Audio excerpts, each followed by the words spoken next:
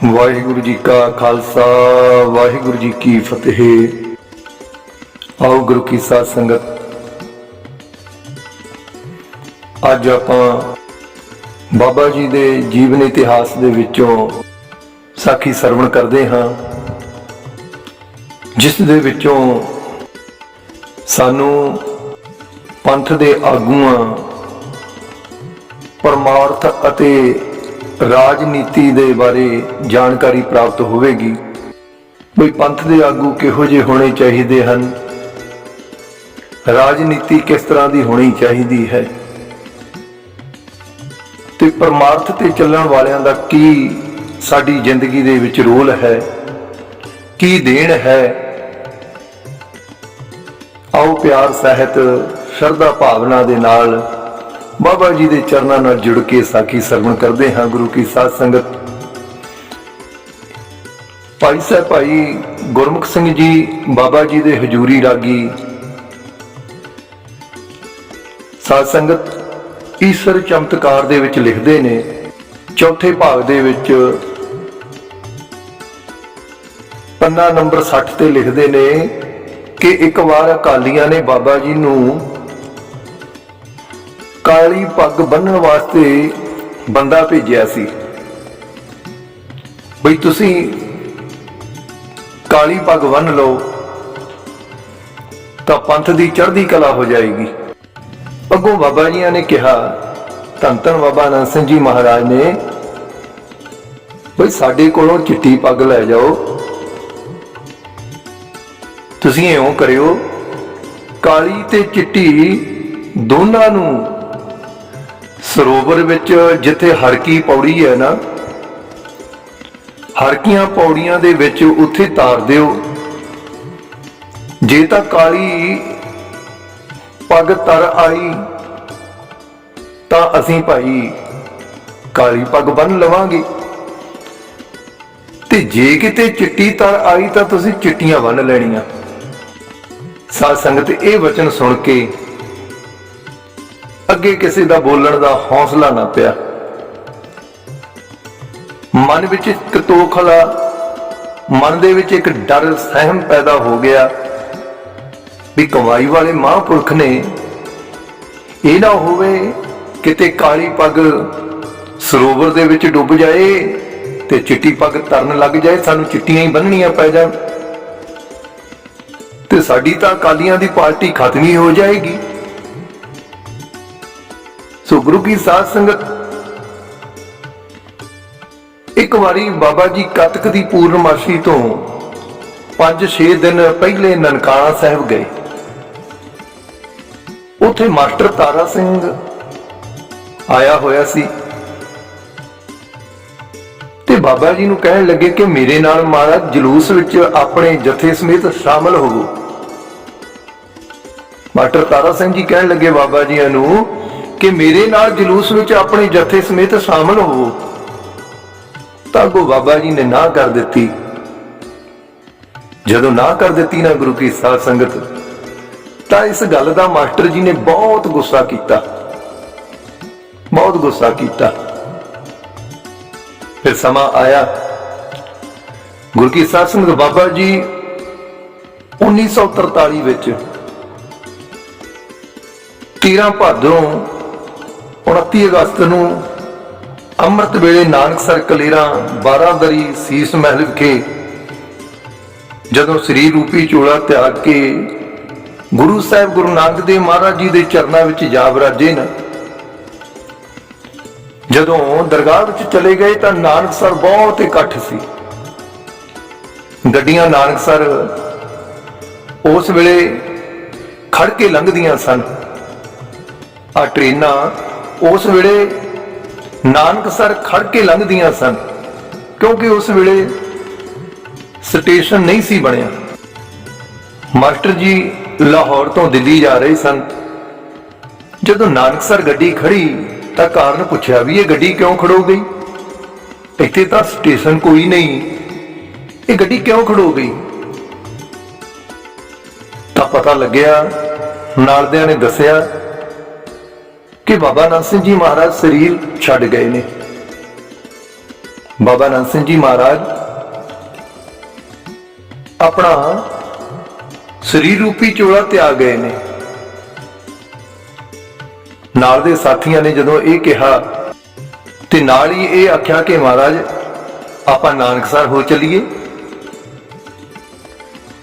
अगों master जी ने कहा वो चंगा होया, पंथ दे गलों जहमत लथी। ये शब्द उस वेले मास्टर तारा सिंह ने आखे। भाव की गुरु की साध संगत मास्टर तारा सिंह संतां महापुरखां नूं तां बहुत ही बुरा समझदा सी। आ 2-3 वार तां धन धन बाबा ईसर सिंह जी महाराज नूं भी मिलिया है, पर अपने मगर लाउण दी कोशिश की, लेकिन दुनिया दे भले दी कोई गल नहीं की। एक बार इसने टाइम दिता कि मैं दिन दे 11 बजे नानकसर पहुंचांगा, पर आया शाम नूं 4 बजे। धन धन बाबा ईसर सिंह जी महाराज दीवान विच बैठे सन। महंत हरनाम सिंह जी उस वेले टीका साहब की कथा कर रहे सन। मास्टर जी जदों सरोवर की परिक्रमा दे विचों लंघे तां जेब विच हथ मारिया तां नाल दे साथी ने कहा, जी इत्थे माया दा मत्था नहीं टेकिया जांदा, माया नहीं चढ़दी इत्थे। क्यों बई, क्यों नहीं मत्था टेकिया जांदा? मैं तां टेकांगा, मैं तां जरूर टेकांगा। इउं कह के इसने एक आना जेब विचों कढ लिया ते दीवान विच जाके मत्था टेकिया। जदों इसने मत्था टेकिया तां अगों सेवादार ने चुक के आना बाहर सुट दिता। तां मन दे विच बड़ी इसदे नाराजगी हुई ते उस वेले कथा चल रही सी, करूं बेनंती सुनो मेरे मीता, संत टहल की वेला, इहां खाड़ चलो हर लाहा, आगे बसन सुहेला। ते ये कथा चल रही सी ते बाबा जिया ने उस वेले गुरु की साध संगत महंत हरनाम सिंह जी नूं इशारा किया ते कथा बंद हो गई। ते बाबा जिया ने मास्टर तारा सिंह जी नूं अदब नाल जी आया आख्या ते बिठाया। ते बाबा जी ने सुख आनंद पुछी ते बचन किया, धन भाग अज पंथ दे आगू प्रधान साहब ने दर्शन दिते ने बई, आ कुछ साडे लोकां नूं भी राहे पाउणगे। हजूर ने बचन किया, मास्टर जी इस शब्द दे अर्थ करके सानू राहे पाओ। जिहड़ी कथा चल रही सी ना गुरु की साध संगत, करूं बेनंती सुनो मेरे मीता, संत टहल की वेला, इहां खाड़ चलो हर लाहा, आगे वसन सुहेला। बाबा जी कहने लगे, मास्टर जी इस शब्द दे अर्थ करके सानू राहे पाओ। तागो मास्टर जी ने कहा, जी ये काम तां ज्ञानियां गुणी ज्ञानियां दे हुंदे ने, सानू कथा कुथा दा कोई पता नहीं। बाबा जी ने निमरता दे नाल कहा, बई तुसी पंथ दे आगू हो, पढ़े लिखे आगू, विद्वान विचारवान, सारे पंथ दे उत्ते तुहाडा हुक्म चलदा है, कुछ सानू भी राहे पाओ। मास्टर जी ने आख्या, जी बाणी दे अर्थ करने, बाणी दी विचार करनी, बाणी नाल सवाल जवाब करना, परमार्थ दी कोई भी गलबात करनी, ये तो ज्ञानियां दा काम है। मेरा तो काम सिर्फ सियासत करना है, मेरा तो सियासत करने का काम है। बाबा जी ने कहा, मास्टर जी जो श्री गुरु ग्रंथ साहब के मंगलाचरण अदला बदली कीते ने, इसका की कारण है? जदों बाबा जी ने सवाल किया तो मास्टर जी ने कहा, जी ये भी अकाल तख्त साहब के जथेदार की जिम्मेवारी विच होया है, मेरा इस दे नाल कोई ताल्लुक नहीं।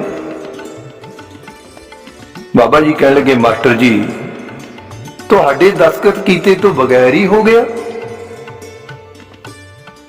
अगों मास्टर जी ने कहा, जी अकाल तख्त के जथेदार ने जिवें कहा ਬਈ ਦਸਤਖਤ ਕਰ ਦਿਓ, ਮੈਂ ਕਰ ਦਿੱਤੇ।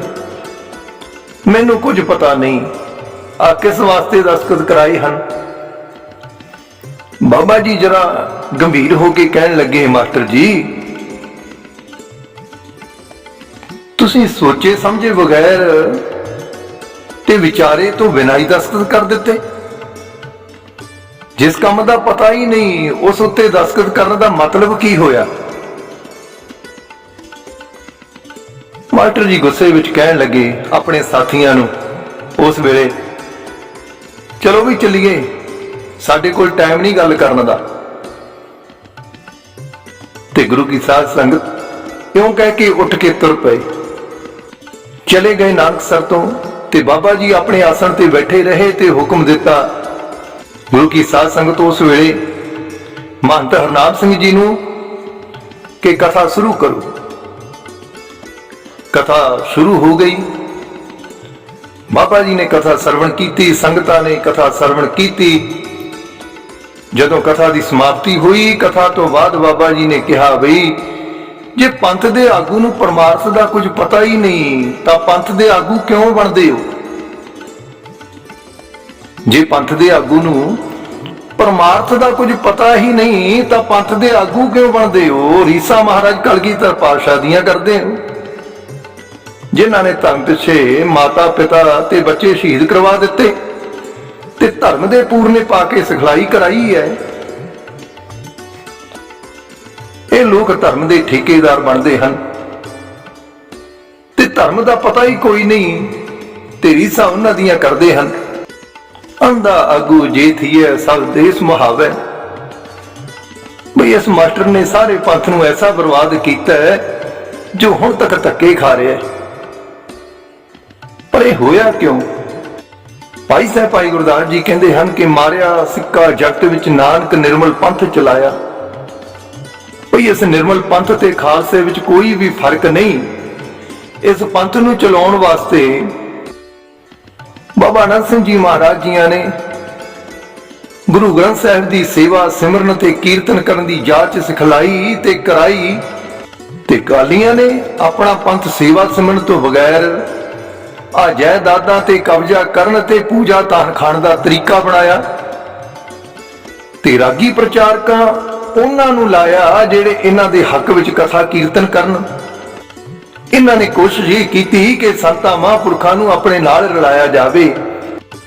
ਕੋਸ਼ਿਸ਼ ਤਾਂ ਬੜੀ ਕੀਤੀ ਕਿ ਸੰਤਾਂ ਮਹਾਂਪੁਰਖਾਂ ਨੂੰ ਆਪਣੇ ਨਾਲ ਰਲਾ ਕੇ ਭਾਵ ਆਪਣੇ ਹੁਕਮ ਵਿੱਚ ਇਹਨਾਂ ਨੂੰ ਚਲਾਇਆ ਜਾਵੇ। ਪਰ ਸੰਤ ਬਾਬਾ ਅਤਰ ਸਿੰਘ ਜੀ ਮਹਾਰਾਜ ਨੇ ਵੀ ਰੋਕਿਆ ਕਿ ਪੂਜਾ ਜ਼ਹਿਰ ਨਾ ਖਾਓ ਭਾਈ, ਪੂਜਾ ਦਾ ਧਨ ਜ਼ਹਿਰ ਹੈ, ਇਹ ਨਾ ਖਾਓ। ਪਰ ਇਹ ਬਿਲਕੁਲ ਉਲਟ ਚੱਲੇ। ਫਿਰ ਮਹਾਰਾਜ ਬਾਬਾ ਅਨੰਦ ਸਿੰਘ ਜੀ ਨਾਲ ਮਾਸਟਰ ਦਾ ਵਾਦ ਵਿਵਾਦ ਰਿਹਾ ਤੇ ਪ੍ਰਸੰਨਤਾ ਨਾ ਲੈ ਸਕਿਆ। ਸੋ ਗੁਰੂ ਕੀ ਸਾਧ ਸੰਗਤ ਬਾਬਾ ਜੀਆਂ ਤੋਂ ਬਾਅਦ ਮਹਾਰਾਜ ਬਾਬਾ ਈਸਰ ਸਿੰਘ ਜੀ ਪਾਸੋਂ ਵੀ ਖੁਸ਼ੀ ਨਾ ਲੈ ਸਕਿਆ। ਮਹਾਂਪੁਰਖ ਕਿਸੇ ਨੂੰ ਸਰਾਪ ਤੇ ਵਰ ਨਹੀਂ ਦਿੰਦੇ,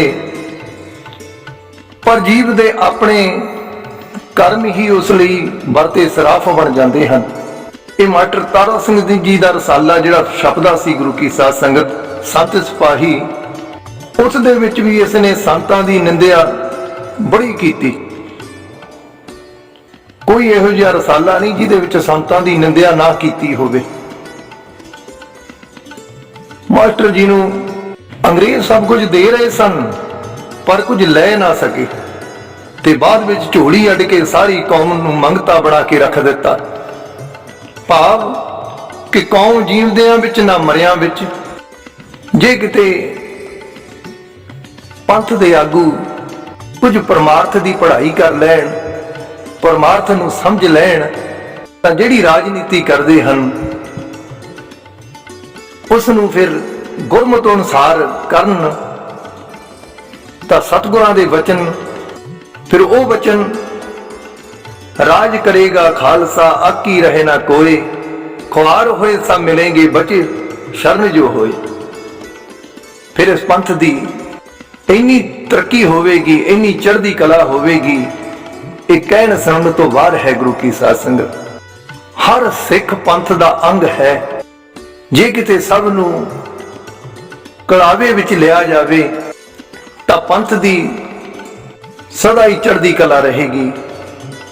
सानू कहण दी लोड़ नहीं पवेगी कि हुण पंथ खतरे विच है। जदों ये गल आखी ते बाबा जी ने आख्या पंथ कलगीधर सच्चे पातशाह जी दा है, पंथ नूं कोई खतरा नहीं, खतरा तां कुर्सी नूं है। सो किते कुर्सी ते बैठण वाले परमार्थ दी पढ़ाई कर लैण तां सब नाल प्यार करन तां पंथ दी होर भी चढ़दी कला होवे। सो होईयां भुलां चुकां दी खिमा बख्शिश करनी गुरु की साध संगत। लोग सुखिए प्रलोक से हिले, नानक हर प्रभापे मेले। वाहिगुरु जी का खालसा, वाहिगुरु जी की फतेह।